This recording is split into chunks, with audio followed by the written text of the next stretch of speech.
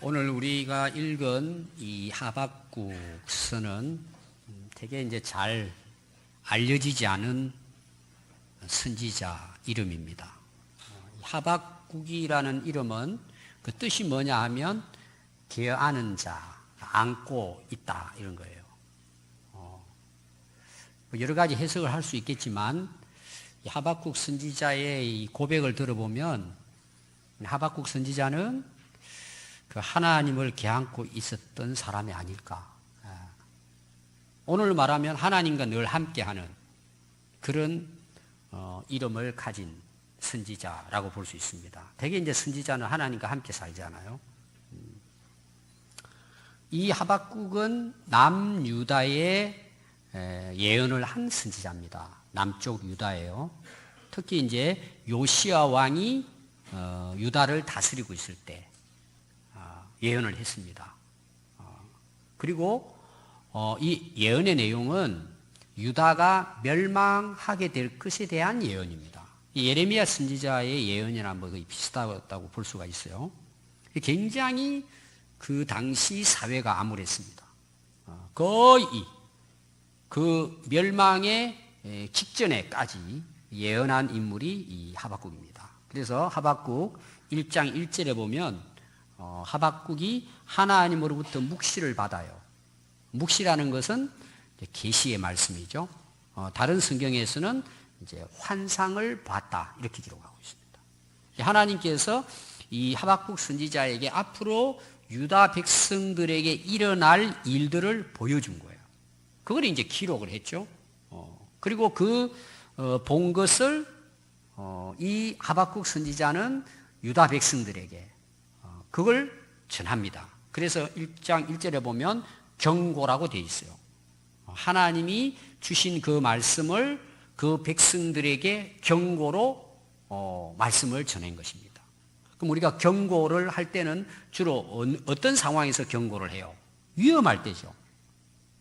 어떤 큰 일을 당했을 때, 위기를 만났을 때, 그 당시 유다 백성들의 삶이 어땠을까? 굉장히 위기였습니다. 그 위기가 뭐냐 하면 곧 바벨론에 의해서 멸망할 위기에 유다 백성들이 살고 있었던 것입니다. 근데 문제는 뭐냐 하면 이 유다 백성들이 그 위기를 느끼지 못하는 거예요. 지금 그 위기가 곧 다가오고 있는데, 그리고 거기에 대해서 하나님이 하박국 선지자를 통해서 그 백성들에게 하나님의 말씀으로 경고를 하고 있는데 그들은 전혀 느끼지 못하는 거예요. 그러니까 또 경고를 했겠죠. 그럼 그 경고의 내용이 뭘 같아요? 빨리 회개하고 하나님께 돌아와라. 이 경고의 예언의 내용들은 회개를 촉구하는 이제 말씀입니다. 회개하면 어떻게 될까요? 그 위기를 벗어날 수 있는 거죠. 근데 어떻게 됐을까요? 결국은 BC 586년, 지금부터 거의 2700년 전에 유다가 멸망을 당합니다. 왜 멸망을 당했을까요? 그 경고를 들어도 뭐예요? 못 들은 척 한 거죠. 무시해버린 거죠. 그래서 하박국 선지자가 거기에 대해서 말씀을 증거한 내용, 그것이 1장부터 3장에 기록이 되어져 있습니다. 그래서 선지자 입장에서 그 말씀을 들었잖아요. 그럼 선지자가 자기 민족인데, 자기가 살고 있는 이 예루살렘이 망하는데 이 하박국 선지자의 마음은 어떨 것 같아요? 굉장히 고통스럽겠죠. 자기는 미리 봤기 때문에 그걸 환상을 통해 가지고. 근데 백성들은 못 깨달아요. 그래서 하나님께 막 부르짖습니다. 어떻게 보면 하나님께 막 원망하는 마음을 가지고 하나님 왜 이러십니까? 그렇게 하나님 앞에 부르짖어도 왜 하나님 듣지 않으십니까? 왜 하나님 이 백성들을 내버려 두지 않고 구원하시지 않습니까? 지금 이 백성들이 죄악에 빠져서 살아가고 있는데 하나님 왜 이들을 그냥 두십니까? 깨우쳐 달라고 하나님 기도를 해요. 그래서 1장 4절에 보면 그때 상황을 이렇게 이제 기록을 했습니다. 이러므로 율법이 해이하고 정의가 전혀 시행되지 못하오니 악인들이 의인을 괴롭힙니다. 이게 기록 내용이에요. 그러니까 이 선지자 입장에서는 뭐예요? 너무나 안타까운 거죠. 그게 두 가지예요. 백성들은 하나님 말씀에 해이해버리니 오늘 말하면 하나님 말씀 듣지도 않고 그냥 마음대로 사는 거예요. 여러분 우리가 신앙생활 하면서 하나님의 말씀을 듣지 않고 하나님의 말씀을 들어도 아무런 느낌이 없다는 것은 뭐예요? 하나님을 떠났다는 내용이에요. 율법이 해이해져 버린 거라니까요. 아무리 설교를 하고 가르쳐도 안 듣는 거예요. 그럼 여러분 안 들으면 어떻게 살 것 같아요? 자기 마음대로 살겠죠? 그러니까 세상이 불의해진 거예요. 부정, 부패, 비리가 가득한 거예요. 그게 그 당시 예루살렘의 모습이에요. 그러니까 하나님은 거기에 대해서 뭐예요? 앞으로 너희들 계속 이렇게 하면 바벨론의 강대국을 통해서 하나님 너희들을 징벌할 거야. 너희들 정신 차리고 돌아와. 이렇게 많은 선지자, 특별히 하박국 선지자를 통해서 하나님이 말씀을 하시는데도 이들은 느낌이 없는 거예요. 듣지 않는 거죠. 그걸 이제 하나님께 나가서 하박국 선지자가 이제 기도를 한 것입니다. 그래서 1장 5절부터 보면은 이제 하나님께서 응답을 해요. 그 대답을 합니다. 그 대답이 뭐냐? 그래, 내가 그들을 구원해 줄게. 이런 이제 응답이 아니고 그들은 앞으로 일어날 것. 그게 이제 하박국 선지자를 통해서 환상으로 보여줬잖아요. 그들이 실제로 그런 일을 당하게 되면 그들이 놀라워하고 놀라워할 것이다. 그래서 그 바벨론의 군사들이 들어오는데요. 사납고 성급한 백성이 이 땅에 들어올 것이다. 굉장히 그 바벨론 군사들이 사납다는 거예요. 그리고 그들을 맞이하는 이 유다 백성들은 두렵고 무서워 떨 것이다. 굉장히 이제 두려움에 쌓이게 될 것이다. 하나님께서 이 하박국 선지자의 기도를 들으시고 하나님께서 그냥 그걸 벗어나게 하시는 것이 아니라 결국은 네가 본 환상대로 될 거야. 그리고 그 백성들이 그때 가서 비로소 그들이 놀라워할 것이다. 자, 이게 이제 하박국 말씀의 이제 서론 부분이에요. 배경입니다.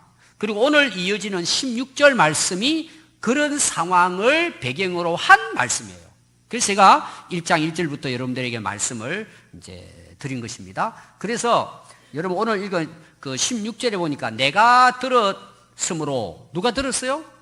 하박국 선지자가 들은 거죠. 본 겁니다. 그랬더니 하박국 선지자가 그런 바벨론에 의해서 앞으로 유다가 멸망할 그 때를 듣고는 자기 뭐가 뒤틀렸다고요? 창자가 막 꼬였다는 거예요. 막 너무 고통스러워가지고 그걸 보고는 환상을 자기는 미리 봤으니까 너무 그걸 보고 고통스러웠다는 거예요. 그래서 내 창자가 흔들렸고 그 목소리로 말미암아 내 입술이 떨렸다. 이런 무서울 때 어때요? 막 말이 안 나오잖아요. 말이. 여러분 혹시 꿈 꾸어 보셨어요? 꿈에 막 자기를 죽이려고 달려온다든 이러면은 막 부르짖어야 되는데 말이 안 나오잖아요. 저는 그런 경험이 있거든요. 너무 무서우니까 말이 안 나오는 거예요. 말이 막 떨려가지고. 그걸 이제 하박국 선지자가 이제 보았다는 거죠. 무리가 우리를 치러 올라오는 무슨 날이에요? 환난 날을 내가 기다림으로. 하나님이 그걸 보여줬으니까 그 환난 날이 온다는 거죠. 그걸 지금 하박국 선지자는 뭐예요? 그때가 온다는 걸 지금 지켜보고 있다는 거예요. 그게 지금 오늘 이 16절 말씀입니다. 그래서 무리가 우리를 치러 올라오는 환난 날에 내가 기다림으로 썩이는 것이 내 뼈에 들어와서 뼈가 썩어간다는 거예요. 얼마나 그게 무서웠던지.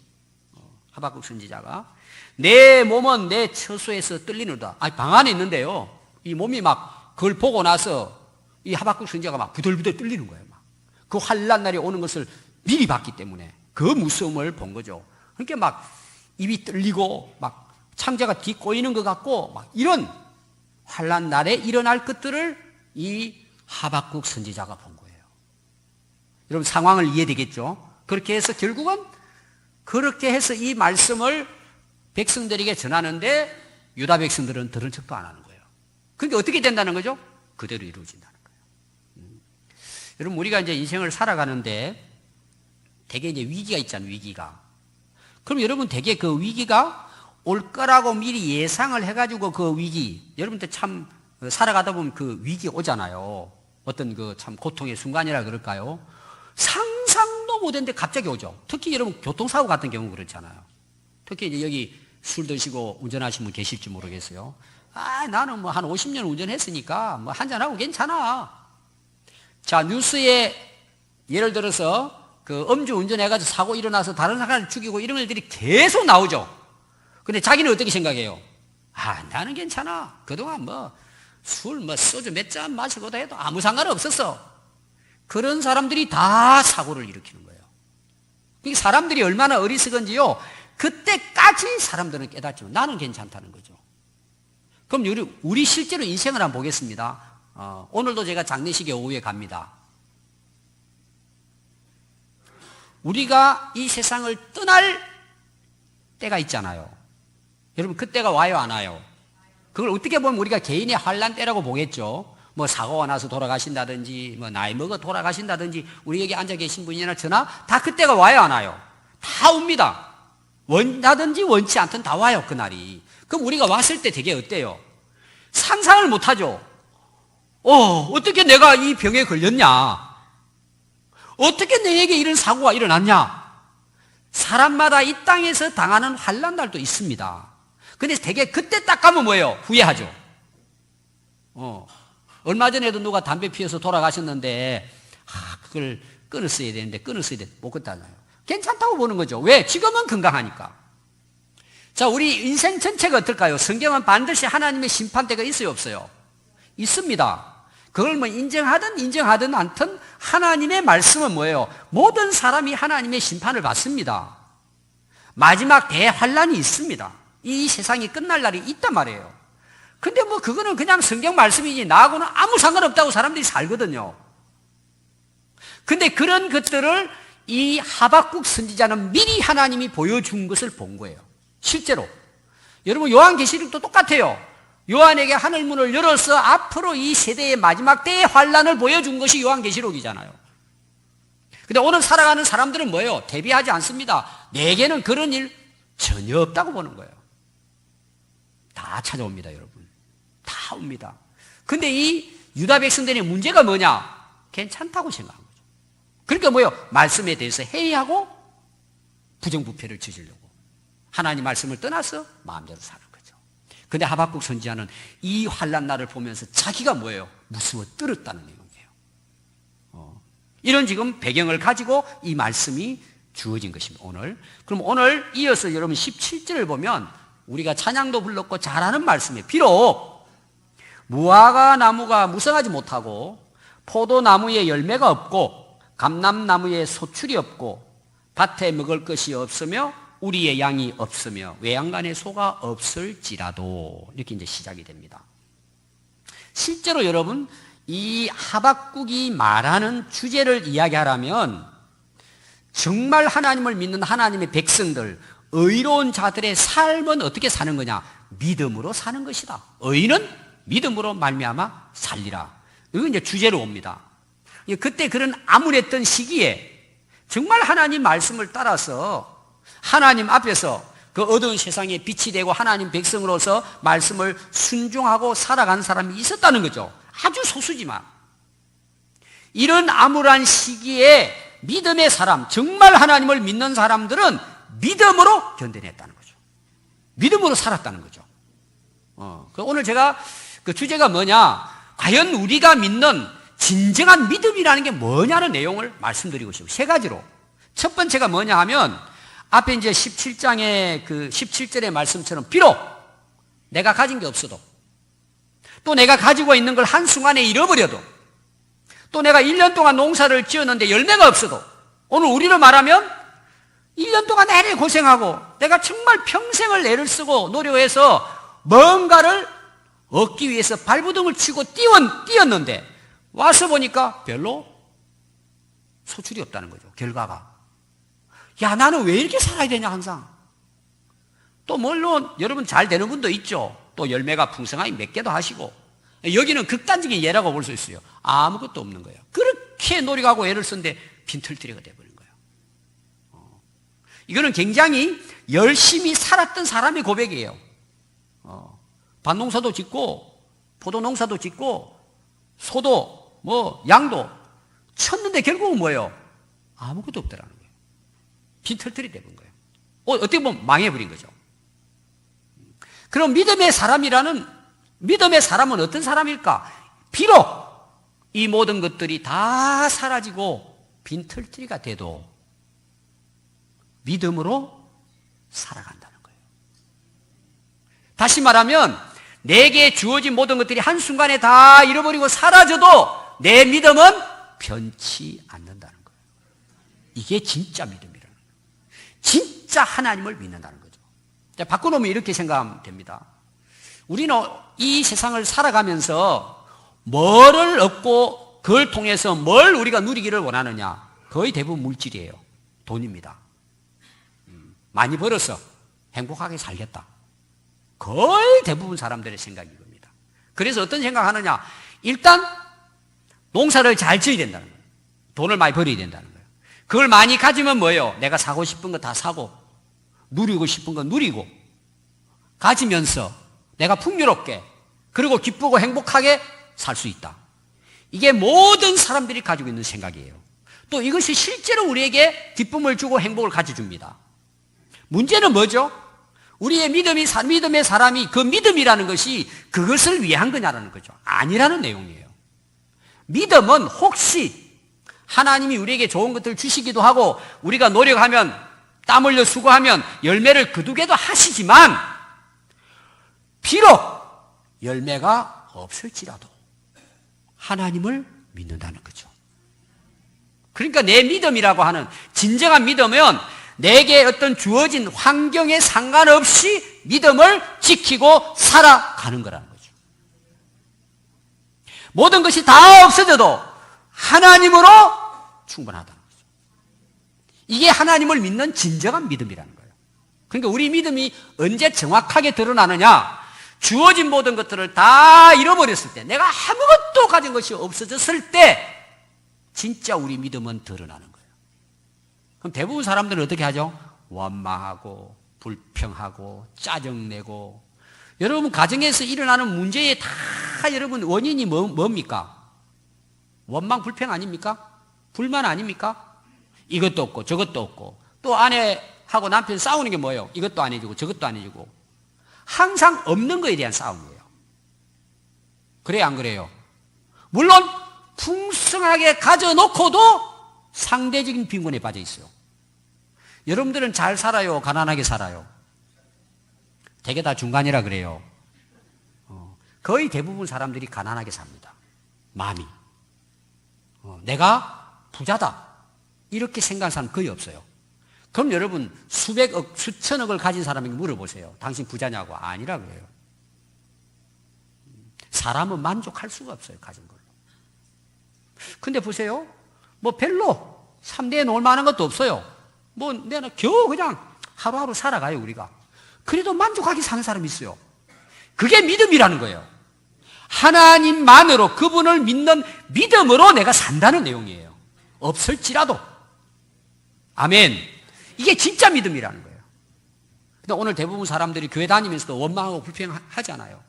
하나님 나는 왜 이랬습니까? 왜 안 주십니까? 맨날 준 거는 감사하지 않고 안 준 거에 없는 거를 가지고 원망하고 불평하는 거예요.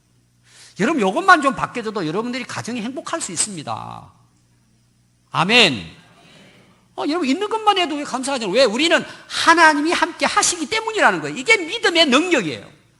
비록 없을지라도 비록 부족해도 다른 사람보다 좀 내가 덜 가져도 뭐 그거 가지고 내 믿음이 흔들리지 않는다는 거죠. 이게 진짜 믿음이에요. 저는 이런 믿음을 여러분들이 가지고 살아갈 수 있기를 바랍니다. 문제가 뭔 줄 아세요, 여러분? 많은 사람들이 이 먹는 거, 입는 거, 가지는 거 이것 때문에 거의 시험 듭니다. 거의 대부분이. 우리가 지금 먹고 사는데 지장 없어도 이런 물질적인 것 때문에 시험 들어요. 왜 그러냐? 여러분 예수님이 말씀하시기를 마태복음 6장 24절에 이 세상에는 두 주인이 있대. 두 주인이. 나를 다스리는 두 주인이 있대. 두 주인이. 하나는 하나님이시고 하나는 물질이라는 거예요. 그런데 이 두 주인을 한 사람이 섬길 수가 없대. 두 주인은 함께. 오늘 말하면 하나님을 섬기든지 물질을 섬기든지 두 개를 같이 섬길 수 없대요. 주인은 딱 한 분이에요. 한 분. 혹 저를 중히 여기고 저를 경히 여김이라. 하나님과 재물을 겸하여 섬기지 못하느니라. 그러므로 내가 너희에게 이르노니 목숨을 위하여 무엇을 먹을까 마실까 몸을 위하여 무엇을 입을까 염려하지 말라. 목숨이 음식보다 중하지 아니하며 몸이 의복보다 중하지 아니하. 여러분 생명이 중요해요? 옷이 중요해요?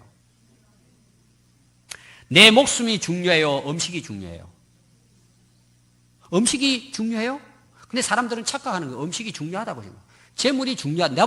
그거보다 내가 더 중요하고 내 생명이 중요한데 우리는 그걸 쉽게 생각해 버리는 거예요. 그러다 보니까 어떤 일이 생겨나요? 먹는 것이, 눈에 보이는 것이 내 인생의 주인이 되어버리는 거예요. 거기 따라서 움직이는 거예요. 나를 다스리고 있는 주인이 누구냐 이거예요. 여러분들을 누가 다스리고 있습니까? 하나님이십니까? 여러분들 재물입니까? 여러분들을 하나님에 의해서 움직이고 행동합니까? 물질에 의해서 움직이고 행동합니까? 그게 자기 주인이라는 거예요. 참 제가 목회하다 보면요, 참 인간의 그 실상을 많이 보게 됩니다. 이거는 뭐 우리나라뿐만 아니라 제가 이번에 갔다 온 그곳에서도 똑같은 현상이에요. 여러분 태국은 불교 국가입니다. 실상은 불교가 아니에요. 사람이 우상입니다. 제가 너무 놀란 거예요. 제가 처음 갔기 때문에. 그 신당 같은 게 있습니다. 굉장히 많습니다. 오늘 우리는 교회당인데요. 섬겨놓은 이런 쉽게 말하면 제사밥 차려놓은 게 너무 많아요. 곳곳에. 제가 사진을 찍었어요. 제가 사진을 찍으면서 너무 놀란 게 있는 거예요. 그 안에 사람이 있는 거예요. 물론 그걸 만들어 놓은 거지만. 그리고 사진을 걸어놨어요. 그게 누구냐? 태국의 왕이에요. 왕을 숭배하는 거예요. 그걸 왜 숭배하냐 물어봤더니 우리한테 먹을 걸 준대. 홍수가 나가지고 길을 못 가면 와서 왕이 명령하면 다리를 놔준대. 왕이 신인 거예요. 사람들은 뭐가 신이냐? 물질이 신이라는 거죠. 잘해주면 그냥 신이 되는 거예요. 그러니까 우리를 움직이고 나를 다스리는 분이 하나님이냐 물질이라는 거예요. 오늘 여러분들이 여러분 스스로를 한번 생각해 보십시오. 그래서 마태복음 24장 37절에 보면요, 노아의 때에 대해서 예수님이 예를 들면서 내가 이 땅에 마지막 재림할 때도 노아의 때와 같을 것이다. 이렇게 이제 예수님이 말씀했습니다. 이게 무슨 이야기냐 하면은요, 홍수 때 보십시오. 하나님을 숨기는 것이 아니라 그들은 홍수가 나서 홍수로 멸망당하기, 그 죽기 직전까지 먹고 마시고 즐기고 세상에 빠져 살았다는 거예요. 완전히 그 마지막 그 전까지 못 깨닫는 거죠. 이게 물질의 힘이라는 거죠. 엄청납니다, 여러분.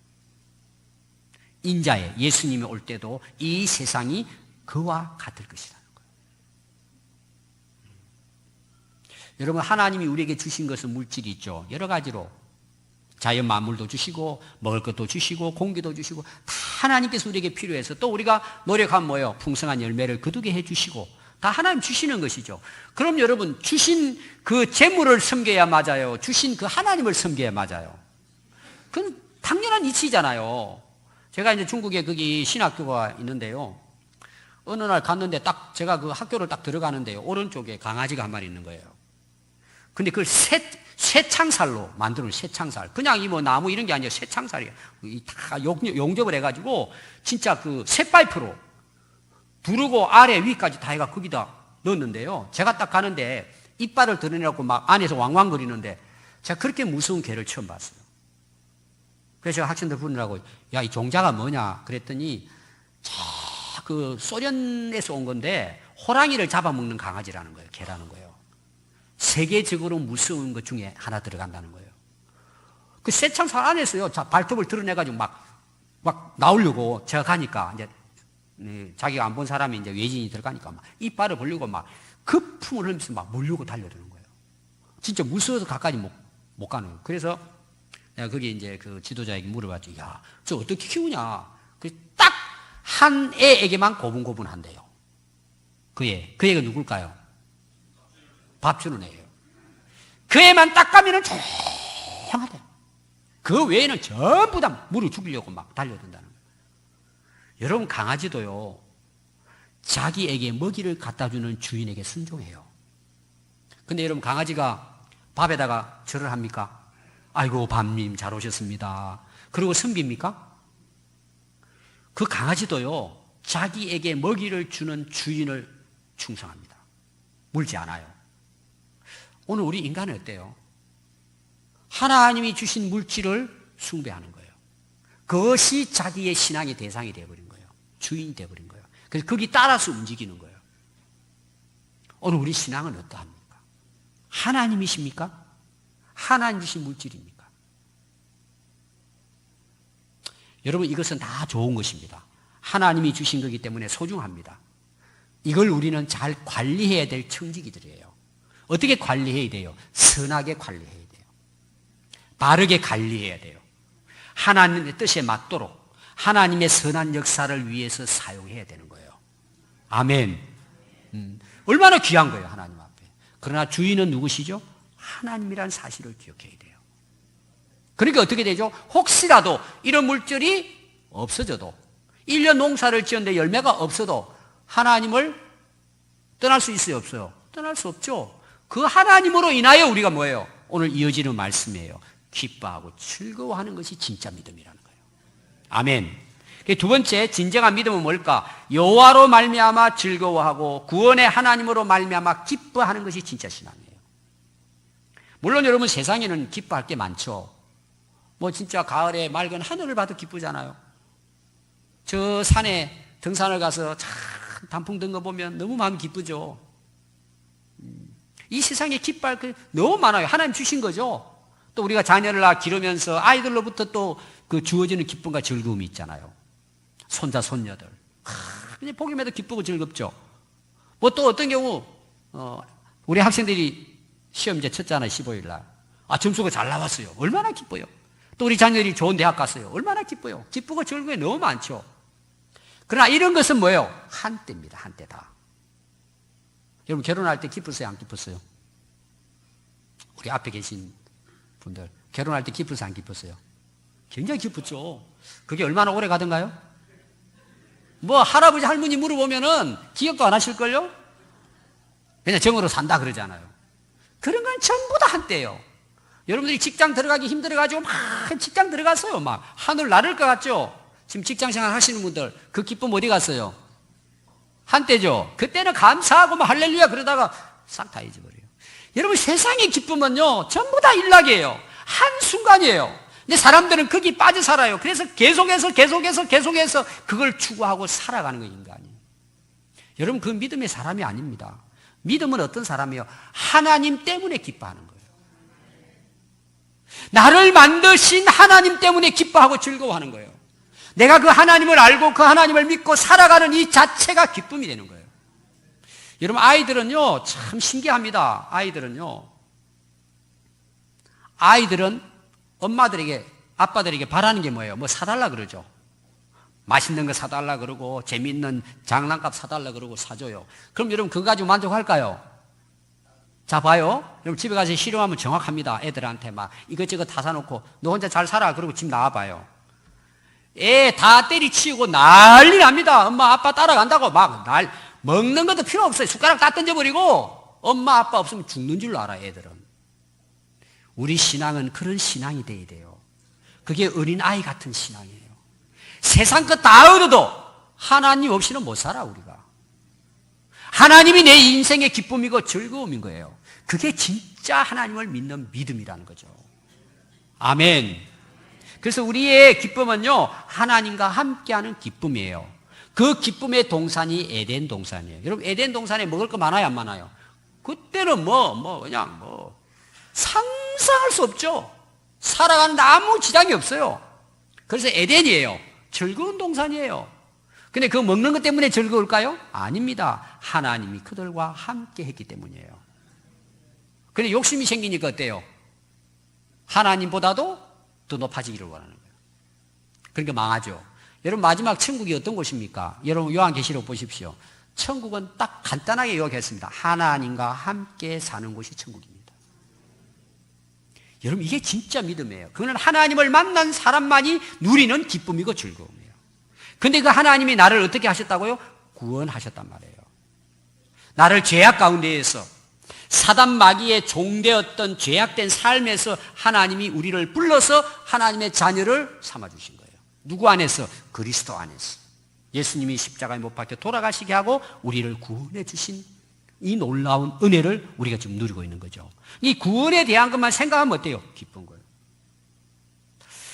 참 제가 이제 이 영상으로 나가서 구체적으로 설명은 못 드리는데 제가 광고 시간에 드리겠습니다. 이번에 갔다 왔는데요. 제가 너무 탄식을 했어요. 탄식을. 그 죽을 가정을 통해서 살려내서 지금 여기까지 온 거예요. 하루가 지났는데요. 저한테 와서 입이 이렇게 나와가지고 불평불만이야. 그래서 인간이구나. 인간은. 이스라엘 백성들이 생각난 거예요. 이 말씀이 생각난 거예요. 야, 정말 구원받은 기쁨을 잃어가고 있구나 지금. 이 구원받은 것이 영원한 멸망에서 영원한 생명으로 천국으로 구원받은 이 기쁨이 사라져가고 있다는 거예요. 여러분 진짜 우리의 기쁨과 즐거움은 어디 있느냐? 하나님 자체이시고 내가 하나님의 은혜로 구원받은 것에 있다는 거죠. 그래서 항상 기뻐하고 즐거워할 수 있는 거예요. 이게 믿음이라는 거예요. 여러분들에게 있는 진정한 기쁨이 뭡니까? 하나님으로 말미암은 기쁨입니까? 즐거움입니까? 마지막 세 번째예요. 사람은 힘이 있어야 삽니다. 여러분들이 힘이 있으니까 오늘 여기까지 왔잖아요. 건강해야 합니다. 세상 일도 마찬가지입니다. 힘이 있어야 합니다. 세상에 여러 가지 힘이 있어요. 그중에 세상 사람들이 생각하는 가장 큰 힘이 있어요. 뭘 같아요? 돈입니다. 여러분들 생각 속에서도 아마 막 로또가 하나 걸려가지고 막 이거 하나 딱 해서 돈 얼마만 된다면 내가 어떻게 하면 행복하겠지. 내가 이 사업을 해가지고 열심히 일해가지고 내가 얼마를 벌면은 내가 어떻게 해서 인생 앞으로 행복하겠지. 또 그렇게 가지고 누리고 살아가는 사람이 있어요. 그래서 이 사람들은요 아주 어깨 펴고 아주 목에 힘주고 살아가는 사람 보십시오. 다 가진 사람들이에요. 거의 대부분 가진 사람들. 여러분 교회를 오는 사람들 중에서도요 좀 가진 사람 있잖아요. 내가 그래도 사회적으로 봤어도 야, 저 사람 재벌이다. 돈 많네. 또 높은 자리에 있어요. 권력이 있어요. 이렇게 인정하는 사람들이 교회에 와보세요. 표가 딱 나요. 그 사람들요 당당합니다. 나쁘게 말하면 교만해요. 자기가 단 줄 알아요. 교회 와서까지도. 그 사람들 막 무시하고 막 이렇게. 거의 대부분 가진 사람들이 그래요. 권력을 가졌다든지 재력을 가졌던 사람들이요 다 어깨에 힘주고 목에 힘주고 걷는 폼도 그래요. 그 사람들은 뭐가 힘일까요? 자기 가진 재물이 힘이에요. 권력이 힘이에요. 지위가 힘이에요. 그럼 오늘 저와 여러분들 솔직히 우리가 재벌도 아니고 세상 권력 가진 것도 아니고 높은 지위에 내가 성공한 것도 아니고 실제로 우리가 그렇게 힘쓸 만한 게 없죠. 사회적으로. 근데 오늘 말씀 보니까 하나님이 나의 힘이라는 거예요. 이게 하박국 선지자의 고백이에요. 믿음의 사람의 힘과 능력은 하나님이세요. 그러니까 보세요. 비록 소출이 없어요. 열매가 없어요. 성공하지 못했어요. 어떤 경우에 우리 아이들이 열심히 공부했는데 원하는 대학 못 갈 수도 있어요. 재수도 할 수 있고 삼수도 할 수 있어요. 여러분 중에서도 열심히 살아보려고 했는데 실패한 사람도 있을 거예요. 진짜 믿음은 어떤 믿음일까요? 그럴지라도 비록 내가 그럴지라도 하나님이 나의 힘이에요. 내가 세상에 가서 굽히지 않아요. 굽히지 않는다는 것은 사람들 앞에 이런 게 아니라 세상의 죄악 가운데 굽히지 않아요. 당당하게 살아가요. 내가 비록 참 이렇게 실패했어도 하나님이 나의 힘이시기 때문에 세상에 굴하지 않아요. 세상 사람들과 짝하지 않아요. 세상의 더러운 물에 같이 진흙탕 싸움하지 않아요. 내가 비록 가진 게 없어도 내가 대단하지 않아도 하나님이 주시는 힘으로 세상을 싸워 이겨요. 당당하게 이길 수 있어요. 하나님 백성답게 거룩하게 살 수 있는 거예요. 세상과 구별되게 살아갈 수 있는 것입니다. 내 힘들고 어려운 걸 또 능히 하나님이 나의 힘이시기 때문에 그걸 견뎌내고 승리하는 것입니다. 이게 우리의 힘이라는 거죠. 그래서 오늘 사도 바울이 우리가 잘 아는 빌립보서 4장 13절에 내게 능력 주시는 자 안에서 내가 모든 걸 할 수 있다고 고백했어요. 많은 사람들이 이 능력을 내가 뭘 얻고 뭘 이루고 하는 능력으로 자꾸 생각해요. 쉽게 말하면 세상에 성공하는 능력으로 생각해요. 성경을 몰라서 그래요. 그 앞에 나오는 내용하고 연결된 말씀이에요, 이게. 앞에 나오는 내용이 11절부터 읽어드리면 이런 내용이에요. 내가 궁핍함으로 말하는 것이 아니라 어떠한 형편에든지 나는 자족하기를 배웠노라. 나는 비천에 처할 줄도 알고 풍부에 처할 줄도 알아. 모든 일 곧 배부름과 배고픔과 풍부와 궁핍에도 처할 줄 아는 일체의 비결을 배웠노라. 그러니까 이게 뭐죠? 오늘의 내 환경이 어떠하든 나 모든 걸 할 수 있다는 거예요. 그게 뭐죠? 내게 능력 주시는 하나님의 힘으로 할 수 있다는 거예요. 이겨낸다는 거예요. 이게 믿음이에요. 이게 믿음의 능력입니다. 여러분, 믿음이 뭡니까? 우리가 하나님을 믿는다는 믿음이 뭐예요? 모든 걸 다 없어져도 하나님을 향한 믿음은 변함이 없는 거예요. 진짜 믿음이죠. 진짜 정금 같은 믿음이에요. 두 번째는 뭐예요? 하나님으로 즐거워하는 거예요. 하나님 때문에 기쁜 거예요. 여러분들이요, 오늘 집에 가셔서부터 여러분들이 실험을 하세요. 자, 부부 싸움하고 가정에 어려움이 있어요. 그게 뭔지 원인을 여러분 찾아보십시오. 거의 대부분 물질이에요. 가진 것 문제예요. 더 가질 거다, 못 가질 것이다. 또 뭐예요? 내 권위, 내 위치, 내 자존심, 이런 거예요, 전부 다. 근데 여러분들이 하나님으로 기뻐하면요, 좀 못 가졌어도. 다른 사람하고 비교해 볼 때 별 것도 없어도 가정이 기뻐할 수 있어요. 행복할 수 있어요. 대개 여러분들이 가정에서 불평하고 원망하고 짜증내는 것들이 뭐예요? 다 이게 세상적인 물질적인 부분들이에요. 그것 때문에 싸우고 막 난리 하는 거죠. 근데 여러분들이 진짜 하나님을 믿고 하나님 안에 기뻐하고 즐거워하면 여러분 부부관계도 가정의 문제도 자녀 문제도 다 해결될 수 있어요. 충분히 가능해요. 여러분 불평하고 원망할 게 뭐가 있어요? 하나님으로 기뻐하는데, 내가 구원받은 것으로 기뻐하고 즐거워하는데, 여러분 속으면 안 돼요. 하나님으로 기뻐하십시오. 하나님 주시는 힘으로 그 능력으로 사십시오. 그럼 여러분들이 어떤 환경에 있든지 충분히 이기고, 뭐예요? 지금보다 더 하나님 주시는 그 은혜를 누리고 살아갑니다. 여러분 구약에서 이스라엘 백성들에게 하나님이 절기를 지키라고 했습니다. 연초에는 유월절, 중간에는 맥추절, 마지막에는 추수절입니다. 왜냐하면 이 추수를 한다든지 새해가 시작되면 기대가 있잖아요. 또 특히 이제 추수를 많이 하면 사람들의 마음이 어디 뺏겼냐, 추수. 오늘 말하면 돈 벌었단 말이에요. 사람들이 돈의 마음이 빼앗겨요. 그때 절기를 지키라는 거예요. 하나님의 구원의 은혜와 하나님 주시는 풍요로 너희들이 열매를 거두었다. 하나님을 잊지 말아라. 그게 절기를 지킨 거예요. 오늘 추수감사절이 그런 의미가 있고, 오늘 우리가 성찬 예식을 하는 것도 이런 의미가 있는 거예요. 내가 살아가는 가운데 쉽게 우리는 세상에 빠져요. 그런데 이런 절기를 통해서 주신 하나님을 기억하고 그 하나님으로 즐거워하고 감사하고 하나님께 영광을 돌리도록 교회에서도 절기를 지키는 거예요. 그래서 오늘 여러분들이 이 믿음을 회복하는 축복의 시간이 될 수 있기를 바랍니다. 기도하겠습니다.